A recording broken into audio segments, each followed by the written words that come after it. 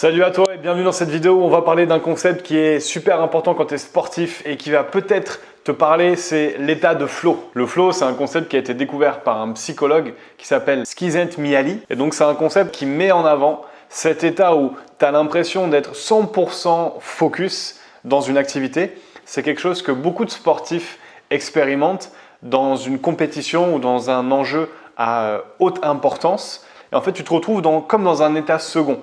Et donc, cet état second, ça s'appelle le flow. C'est un état qu'on déclenche quand on est tellement absorbé par ce qu'on est en train de faire, parce que justement, on kiffe ce qu'on est en train de faire, qu'on oublie toute notion du temps et toutes nos préoccupations. Si aujourd'hui, par exemple, tu es entrepreneur et que tu cherches ta zone de génie, c'est un bon moyen de te dire, ok, là, par exemple, dans cette activité-là, ou dans tel domaine, ou par rapport à telle compétence, là, je me sens vraiment en zone de génie, c'est là où où j'exploite pleinement mon potentiel. Quand tu arrives à mettre le doigt sur ces petites zones-là ou ces petits indicateurs-là, tout de suite, tu arrives à avancer beaucoup plus facilement. Pour atteindre l'état de flow, tu as 3 conditions à réunir. La première, c'est de te fixer un objectif qui soit bien défini. Le fait d'avoir un objectif bien défini, ça va t'aider à concentrer au maximum ton attention et d'être vachement plus focus. Ensuite, la deuxième compétence, et c'est une des plus importantes, c'est l'équilibre entre le challenge et tes compétences. Il doit y avoir un équilibre entre les deux où le challenge doit être entre guillemets supérieur à tes compétences, mais dans une zone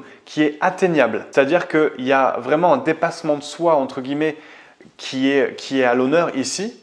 Et tes compétences sont à un tel niveau que ce petit pas de plus, ce petit pourcent qui te manque ou qu'il faut pour aller atteindre cette zone-là supplémentaire, tu peux le faire, tu peux aller faire cet effort. Tu sais que c'est atteignable et que tu peux y arriver si tu t'en donnes les moyens. À l'inverse, si le challenge est beaucoup trop élevé par rapport à tes compétences, tu vas rentrer dans un état émotionnel qui va générer soit du stress, de l'anxiété, du doute, de la peur, etc. Donc, spirale négative, et donc tu n'atteindras pas ce flow parce qu'il y aura beaucoup plus de pensées parasites négatives et un état émotionnel contre-performant par rapport à ce que tu peux et ce que tu dois avoir pour atteindre cet état-là. Et la troisième compétence, c'est un feedback immédiat. Le feedback immédiat, en fait, c'est tout simple, c'est de te dire « Ok, je me suis fixé un objectif par rapport à ce que je viens de mettre en place, est-ce que j'y suis arrivé ou non ?» C'est pour ça que les sportifs sont ceux qui arrivent le plus facilement à rentrer en état de flow. Pourquoi? Parce que c'est souvent sur une compétition, sur un match ou sur un événement donné, et donc à la fin de cet événement-là,